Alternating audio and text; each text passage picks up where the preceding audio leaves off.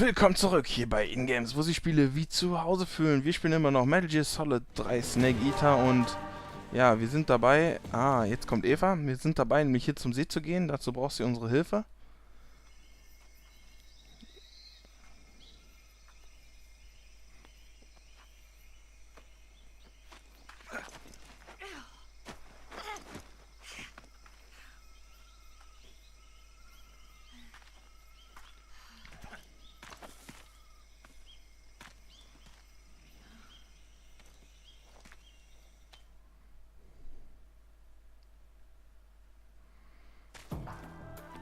Oh, wir haben nur das Gebiet gewechselt. Ich dachte eigentlich, wir wären zum See aufgegangen, aber dem war nicht so. Deswegen werden wir uns erstmal heilen.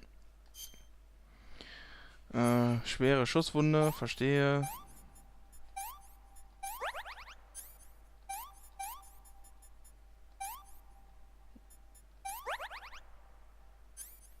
Und schon wieder eine Schusswunde. Oh, die war aber kleiner, deswegen hat das geholfen. Da brauchte ich keinen Verband für.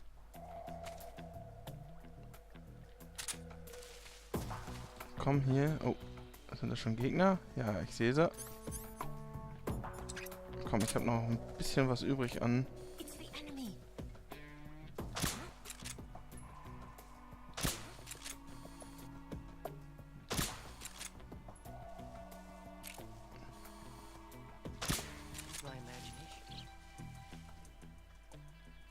Komm, kippt um.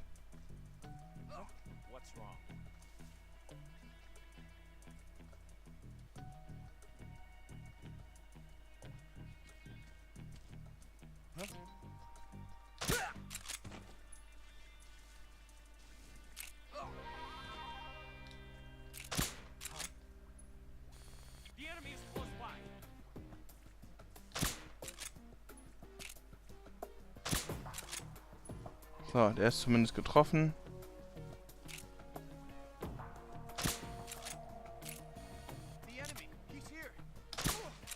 So, schlaf doch mal endlich.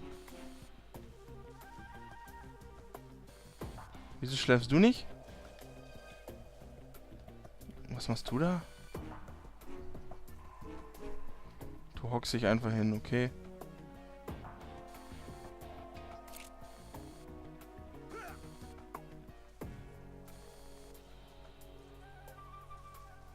Okay, das scheint sich erledigt zu haben.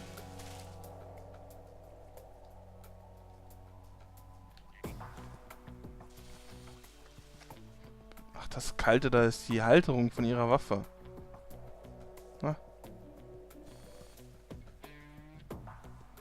Ja, dann duck dich mal weiter.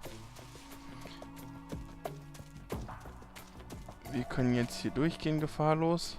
Also so mehr oder weniger.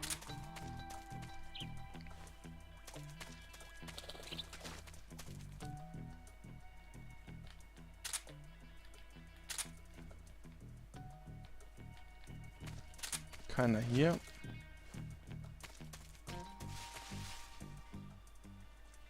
Gehen wir mal hier lang.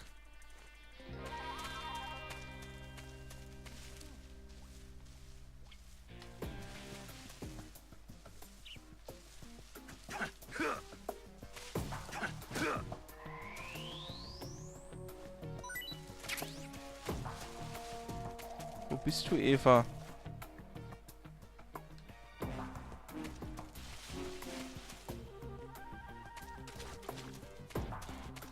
Eva.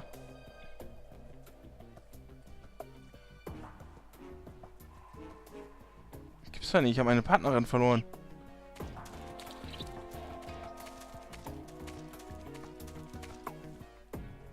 Hier kommst du. Kommst du.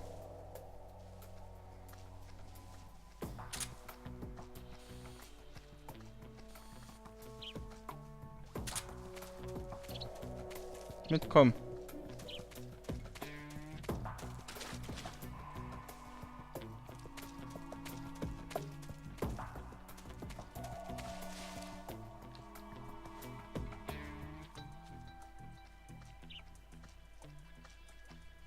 Die bleiben leider nicht ewig so bewusstlos. Ich habe was für dich. Ach.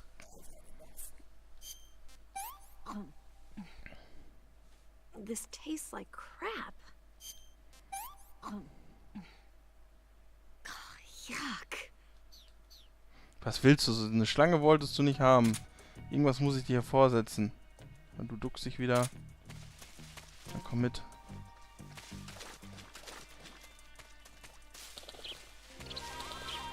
Ja, geht's hier weiter? Hier wartet bestimmt auch schon der Feind auf uns.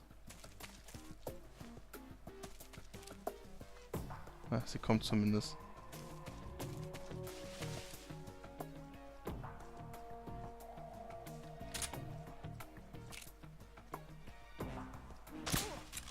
So, der ist hinüber.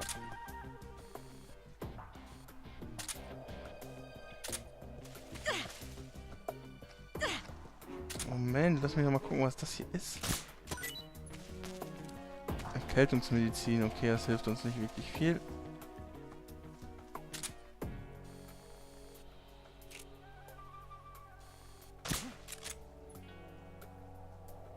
Noch irgendwo einer von denen? Ich habe nicht nur noch einen Schuss.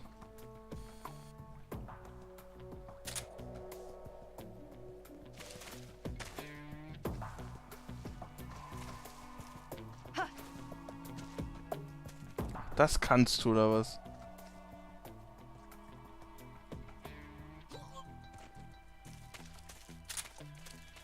Hi, Schätzchen.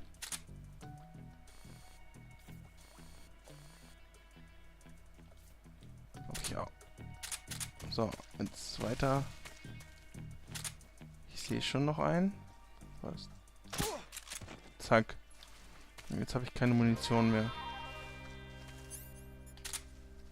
Ich habe für gar nichts mehr Munition. Freeze. Answer me. Speak. To the northeast. More soldiers. Speak. Let me go! Speak. To the northeast. Speak. Let me go! So. Dann kann ich dich nicht gebrauchen. Tut mir leid. Schüttelst du was ab?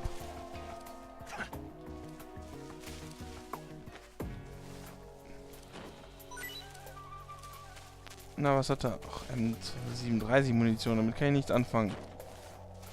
Der hat nichts mehr. Oh, Entschuldigung, Eva. Hast du noch irgendwas? Stop that. Ich hab's ja bestimmt nicht mit Absicht gemacht. Ach, der hat auch nur diese Munition. Komm mit, wir gehen weiter. Auch wenn wir keine Munition mehr haben, aber irgendwie müssen wir hier weiter.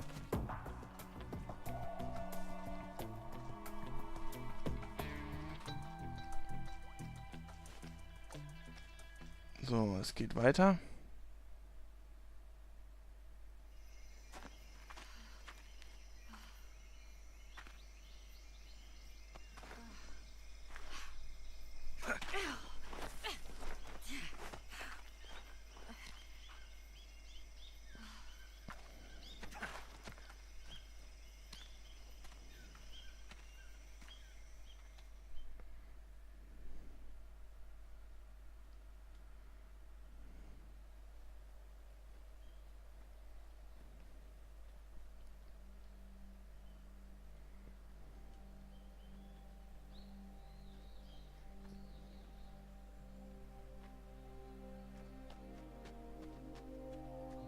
Come on, Snake.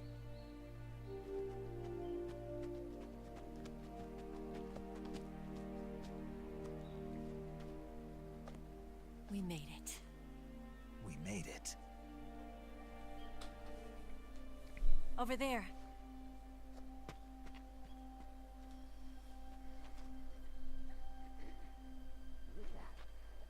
It's the boss, isn't it? I'll go get the wig ready to take off. Right. I'll leave you two alone. But come back in one piece, okay?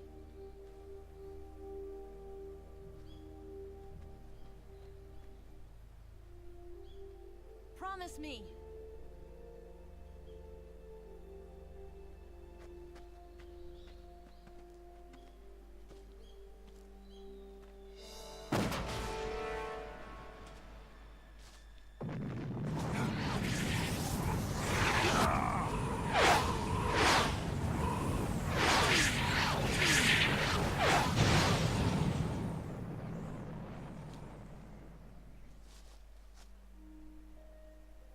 Life's end. Isn't it beautiful? It's almost tragic. When life ends, it gives off a final lingering aroma.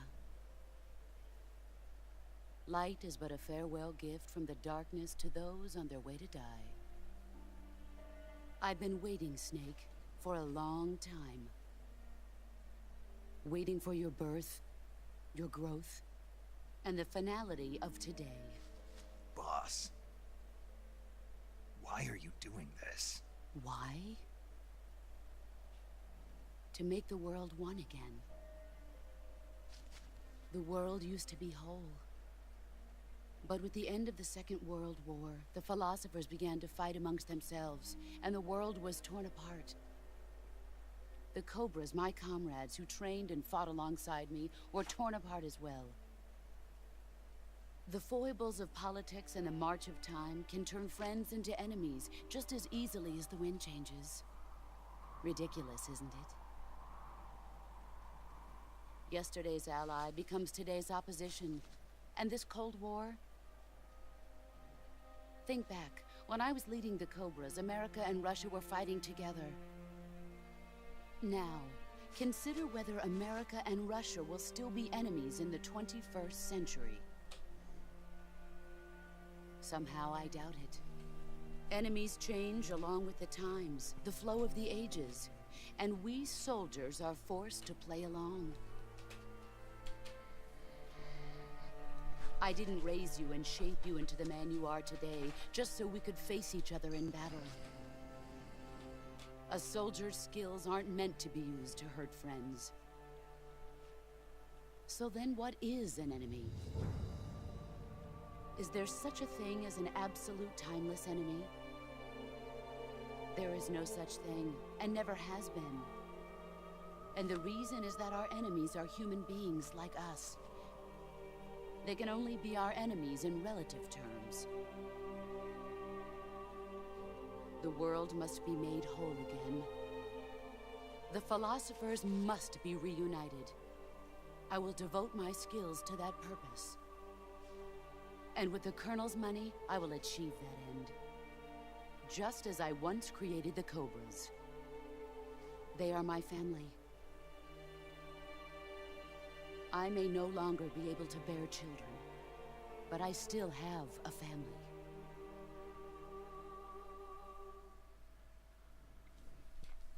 It was November 1st, 1951.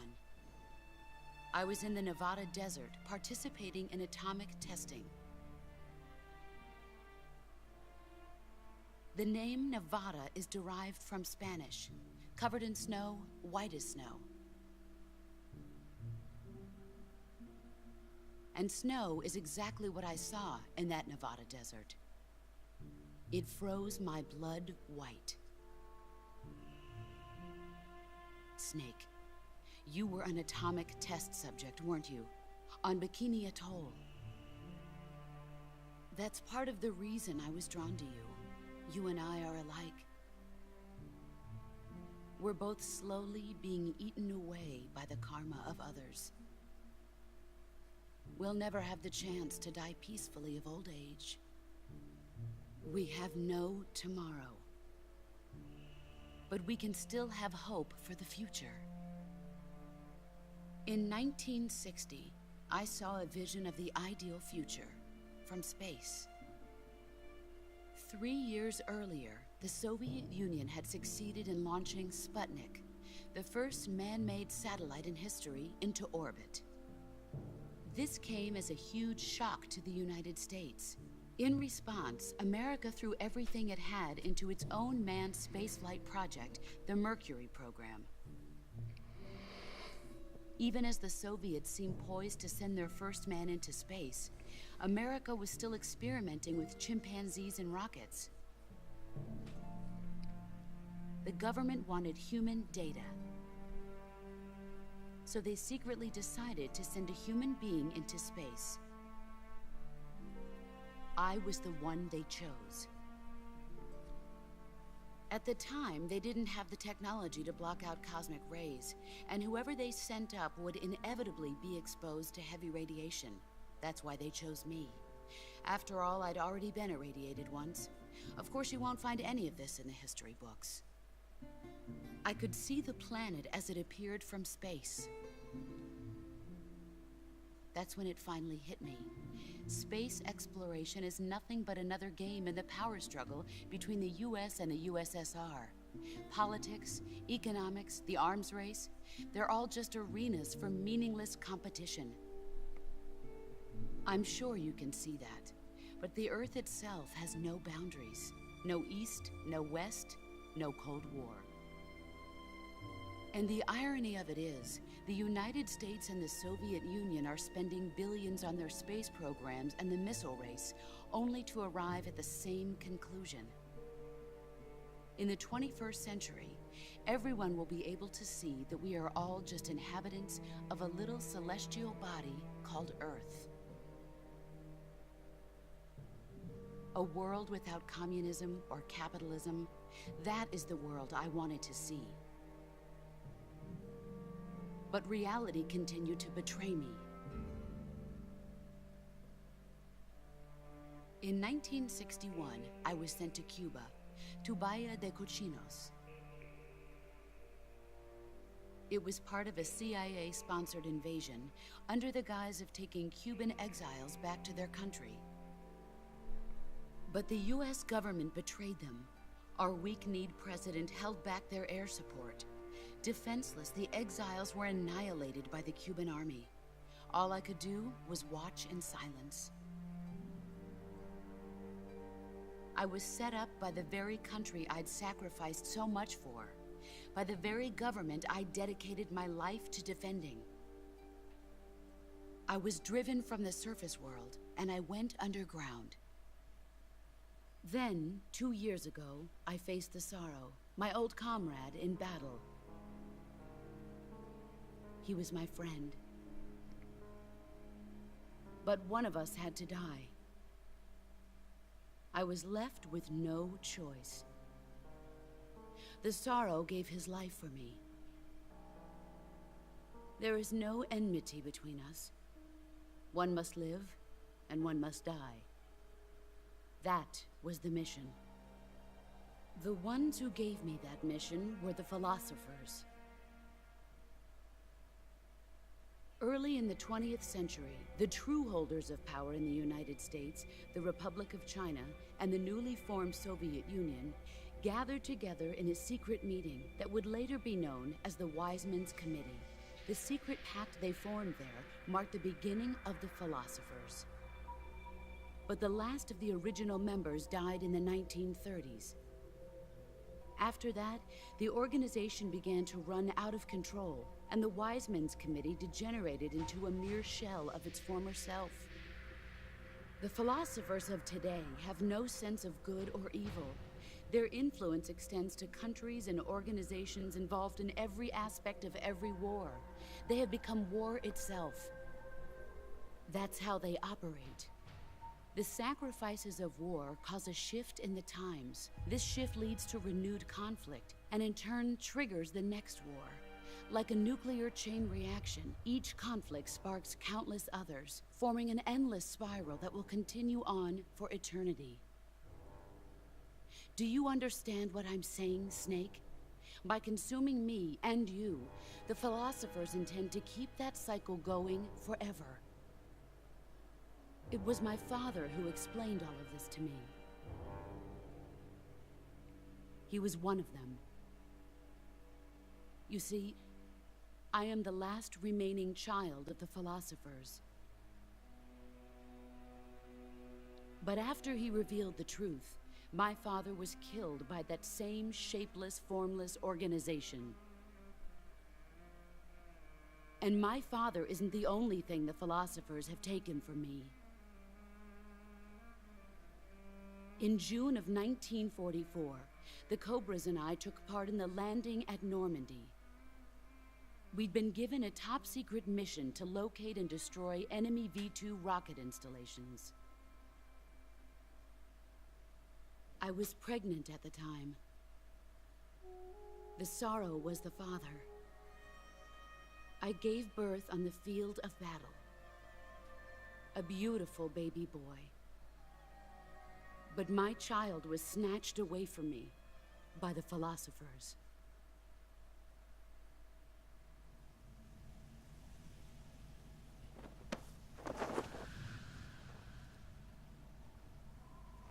Look at this scar. This is proof that I was once a mother. I gave up my body and my child for my country. There is nothing left inside me now. Nothing at all. No hatred, not even regret. And yet sometimes at night, I can still feel the pain creeping up inside me, slithering through my body like a snake.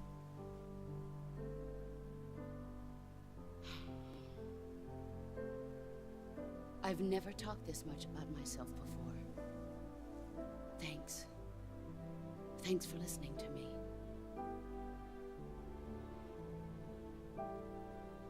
I feel content. Snake, commence the operation. I raised you. I loved you. I've given you weapons, taught you techniques, endowed you with knowledge. There is nothing more for me to give you. All that's left for you to take is my life, by your own hand. One must die, and one must live. No victory, no defeat. The survivor will carry on the fight. It is our destiny. The one who survives will inherit the title of boss. And the one who inherits the title of boss will face an existence of endless battle. I'll give you 10 minutes. In 10 minutes, MiGs will come and bomb the hell out of this place. If you can beat me in less than 10 minutes, you'll be able to escape in time. Let's make this the greatest 10 minutes of our lives, Jack. Boss. You're a soldier. Finish your mission. Prove your loyalty. Face me.